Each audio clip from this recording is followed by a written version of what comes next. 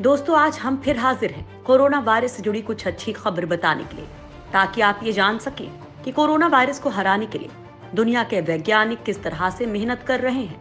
दोस्तों, दुनिया में कोरोना का ग्राफ तो कम नहीं हो रहा है, लेकिन इससे लड़ने की इच्छा शक्ति जरूर लोगों में बढ़ रही है। वैज्ञानिक भी कोरोना वायरस को जड़ से खत्म करने के लिए दिन रात मेहनत कर रहे हैं।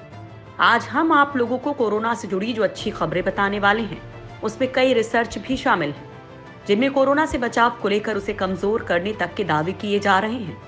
इसके साथ ही हम आपको बताएंगे कि आखिर कहां पर एक पूरा रेलवे स्टेशन कोरोना अस्पताल में बदल दिया गया है। साथ में बताएंगे कि कैसे भारत ने चीन के मुश्किल समय में उसकी मदद की थी, लेकिन बाद में चीन ने हमारे सैनिकों की जान ले ली। नंबर 1, रेडिएशन थेरेपी से कम होगा कोरोना का असर। देश में लगातार बढ़ रहे कोरोना वायरस के संक्रमण से बचाव के लिए नए नए शोध हो रहे हैं, ताकि कोरोना को मात दी जा सके। इसी कड़ी में अखिल भारतीय आयुर्विज्ञान संस्थान एम्स ने रेडिएशन थेरेपी के जरिए कोरोना मरीज में निमोनिया के प्रभाव को कम करने के लिए एक शोध शुरू किया है। इससे कोरोना मरीजों के इलाज में मदद मिलेगी। एम्स के रेडिएशन ऑन्कोलॉजी डिपार्टमेंट के हेड और इस रिसर्च प्रोजेक्ट के principal investigator doctor DN Sharma ने बताया कि ऑक्सीजन सपोर्ट पर रखे गए 2 कोरोना मरीजों को रेडिएशन थेरेपी दी गई थी। इन दोनों कोरोना मरीजों की उम्र 50 साल से ज्यादा है। इन कोरोना मरीजों को पहले ऑक्सीजन सपोर्ट पर रखा गया था, लेकिन अब ऑक्सीजन सपोर्ट हटा लिया गया है। दरअसल कैंसर के इलाज में आमतौर पर रेडिएशन थेरेपी की हाई डोज दी जाती है, लेकिन इन कोरोना मरीजों को लो डोज रेडिएशन थेरेपी दी गई। इससे बड़ी बात यह है कि इन मरीजों पर रेडिएशन थेरेपी का कोई नकारात्मक प्रभाव भी नहीं हुआ है। इस प्रयोग के सफल होने के बाद पायलट प्रोजेक्ट के तौर पर 8 कोरोना मरीजों का रेडिएशन थेरेपी से इलाज किया जाएगा। इसके बाद जो नतीजे आएंगे उसका विश्लेषण किया जाएगा। अगर सब कुछ ठीक रहा तो कोरोना के इलाज में ये तकनीक कारगर साबित होगी। नंबर 2, कोरोना जांच के लिए पहली स्वदेशी मोबाइल लैब तैयार। कोरोना काल में लगातार संक्रमितों की संख्या तेजी से बढ़ रही है।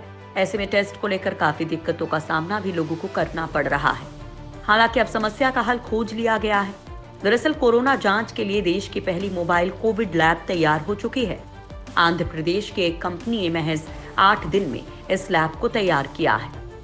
थर्मल स्क्रीनिंग, वेंटिलेटर, कोविड-19 टेस्ट डिवाइस, 3D मास्क बनाने वाली आंध्र प्रदेश की कंपनी AMTJ ने इसे आई लैब का नाम दिया है। इसमें RT-PCR जांच के साथ साथ एलिजा टेस्टिंग की सुविधा भी होगी। ये रैपिड रिस्पांस मोबाइल लेबोरेटरी एक बड़े ट्रक पर होगी, जिसे किसी भी क्षेत्र में ले जाया जा सकेगा। इस मशीन से करीब 100 सैंपल की जांच एक बार में की जा सकती है।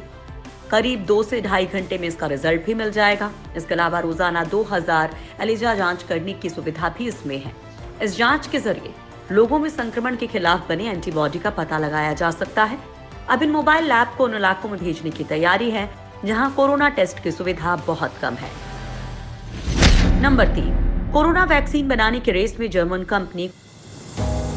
कोरोना को मात देने के लिए दुनिया भर की फार्मा कंपनियां वैक्सीन की तलाश में जुटी हैं। इस रेस में अब जर्मनी की भी एक कंपनी शामिल हो गई है। दरअसल जर्मनी की एक अनलिस्टेड कंपनी क्योरवेक की माने तो एक वैक्सीन 2021 के मध्य में बाजार में आ सकती है। कंपनी अगले साल के शुरू में अप्रूवल के लिए आवेदन कर सकती है। इसके साथ ही क्योरवेक देश में दूसरी कंपनी बन जाएगी जो एक प्रयोगात्मक कोरोना वायरस वैक्सीन का ह्यूमन ट्रायल शुरू करेगी।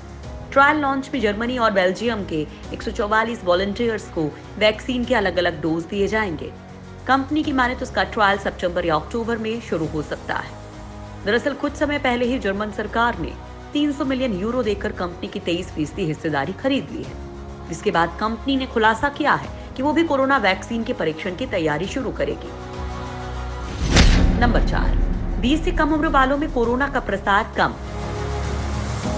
कोरोना का कहर दिन बीतने के साथ और खतरनाक स्तर पर पहुंचता जा रहा है, लेकिन इस बीच राहत देने वाली एक खबर मिल रही है।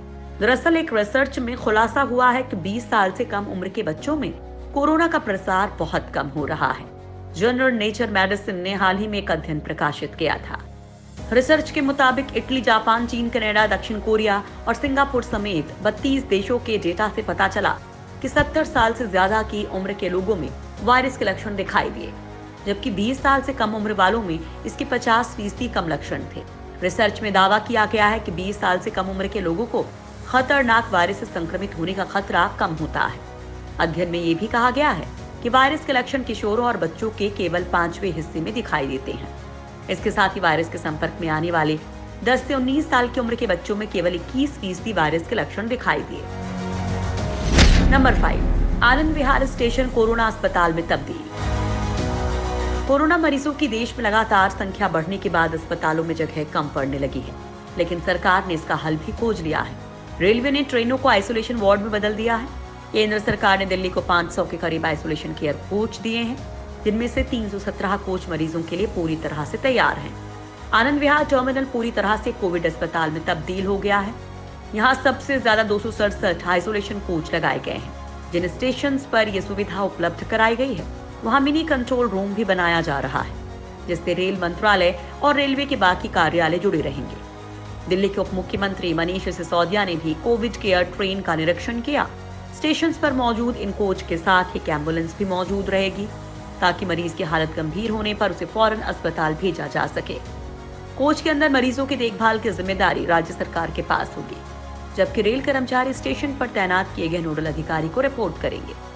वहीं मरीजों को किसी तरह की कोई परेशानी ना हो, इसके लिए स्टेशन पर एक डॉक्टर और एक अन्य अधिकारी भी तैनात किया जाएगा। नंबर 6, विटामिन सी से भी निकलती है कोरोना की काट। कोरोना वायरस से बचाव के लिए विटामिन सी एक अहम हथियार साबित हो सकती है। दरअसल मानव शरीर के लिए विटामिन सी सभी विटामिन में अहम माना जा सकता है। महिलाओं को प्रतिदिन विटामिन सी की 75 मिलीग्राम, जबकि पुरुषों को 90 मिलीग्राम मात्रा की जरूरत पड़ती है। हालांकि विटामिन सी के हाई डोज इंजेक्शन के जरिए कोरोना वायरस से बचाव होगा या नहीं, इस पर शोध जारी है। अभी इसके बारे में अंतिम नतीजे आने बाकी है। विशेषज्ञों के मुताबिक विटामिन सी खुराक का अहम हिस्सा होता है। ये प्रतिरोधक क्षमता को ठीक तरीके से काम करने में मदद पहुंचाता है। शोध में ये भी बात सामने आई थी कि विटामिन सी स्वाइन फ्लू समेत सांस संबंधी बीमारियों के समय फेफड़ों पर होने वाले संक्रमण में कमी लाता है। चीनी पत्रिका में प्रकाशित एक लेख में अस्पताल में भर्ती कोरोना मरीजों को विटामिन सी की हाई डोज देने की पुष्टि की गई है। ये डोज प्रतिदिन सामान्य मात्रा से बहुत ज्यादा थी। इंजेक्शन देकर फेफड़ों के काम को बेहतर बनाया गया। हालांकि अभी तक कोरोना वायरस के इलाज में विटामिन सी को इस्तेमाल नहीं किया जा रहा है। नंबर 7, भारत ने की थी चीन की मदद, लेकिन मिला धोखा। चीन के वुहान से फैले कोरोना वायरस ने पूरी दुनिया में कोहराम मचा रखा है। इस कोरोना काल में भारत ने चीन की काफी मदद की थी, लेकिन बदले में उसने भारत को धोखा ही दिया।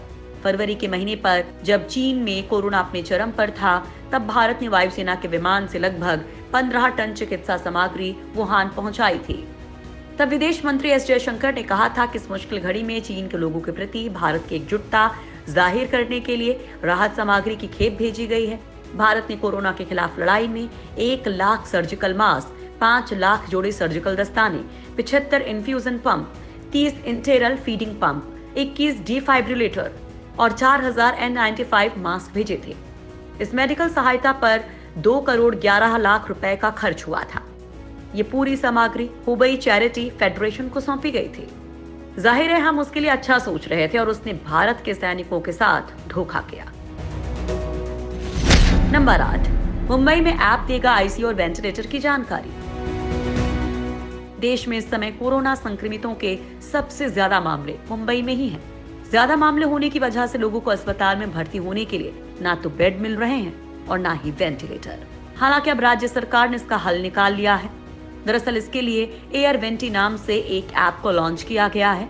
अब अस्पतालों में आईसीयू बेड्स और वेंटिलेटर की उपलब्धता के बारे में जानकारी इस नए ऐप के जरिए हासिल कर सकेंगे। ऐप को शहर के आपदा नियंत्रण कक्ष के डैशबोर्ड से जोड़ा गया है और इसका लिंक मुंबई महानगर पालिका के ऐप के जरिए भी हासिल किया जा सकता है। इस ऐप के आ जाने से अब लोगों को वेंटिलेटर और बेड्स की जानकारी के लिए अस्पताल आने की जरूरत नहीं पड़ेगी।